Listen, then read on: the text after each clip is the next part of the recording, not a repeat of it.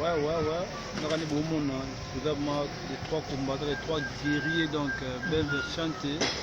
Ma gloire minga. Deux fois t'es. Vous avez un peu dans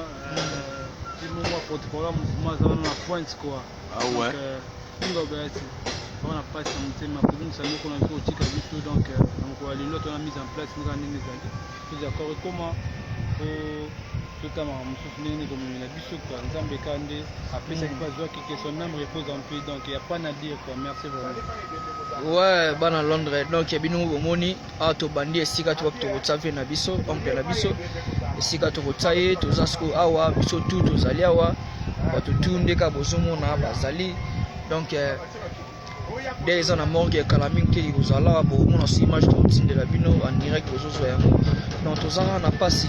dans les cambezoara moto dans le lopezu biso poto kana musika ne abomara moto le koli biso donc ne balobara mille telera partout tout ça ni to les na wazolela to sipela to sipela donc il est salamana mobongo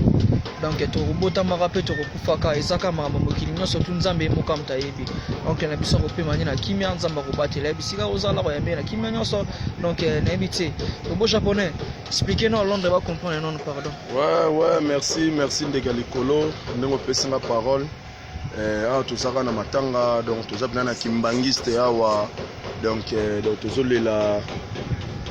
jeune biso Blaise donc donc molimo nega epé na kimia donc voilà quoi donc rien à dire donc tout ça na matanga wa donc bana partout dans le monde donc botika Ibrahimité botsay toujours maboko venanga Tony Twing les Golgan na robosa na OTV na biki donc surtout tout ça na matanga donc voilà quoi donc surtout tout ça na matanga wa ser na kwani na London Salo José Mampuya na bosani yote donc tout ça peut mabaya de London donc tout ça peut noko ibwa Yannick Luta ya kabongo oyo ya kabongo na biso to kobosa na yote ya kabongo yoyebi eyokana ya kabongo lo defo te ba Yannick Luta ba maoluta bozebele ba Dorcas Luta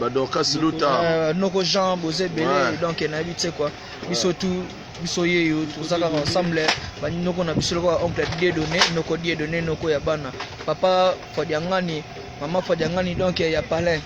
donc mi kuta olobeati maman Adeline ba merci vraiment merci na bino donc on est toujours ensemble.